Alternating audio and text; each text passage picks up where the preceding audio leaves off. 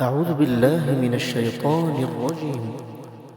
إن وليي الله الذي نزل الكتاب وهو يتولى الصالحين والذين تدعون من دونه لا يستطيعون نصركم ولا أنفسهم ينصرون وإن تدعوهم إلى الهدى لا يسمعوا وتراهم ينظرون إليك وهم لا يبصرون خذ العفو وأمر بالعرف وأعرض عن الجاهلين وإما ينزغنك من الشيطان نزغ فاستعذ بالله إنه سميع عليم.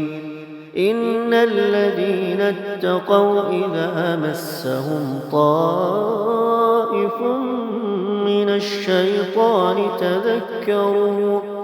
تذكروا فإذا هم مبصرون وإخوانهم يمدونهم في الغي ثم لا يقصرون وإذا لم تأتيهم بآية قالوا لولا اجتبيتها قل إنما أتبع ما يوحى إلي من ربي هذا بصائر من ربكم وهدى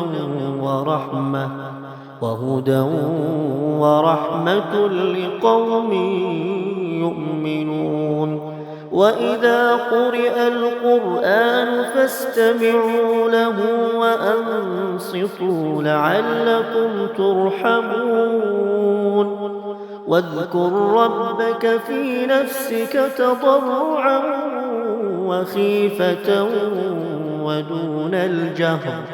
ودون الجهر من القول بالغدو والآصال ولا تكن من الغافلين.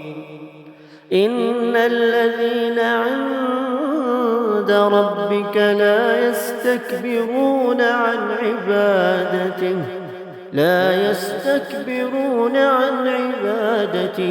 ويسبحونه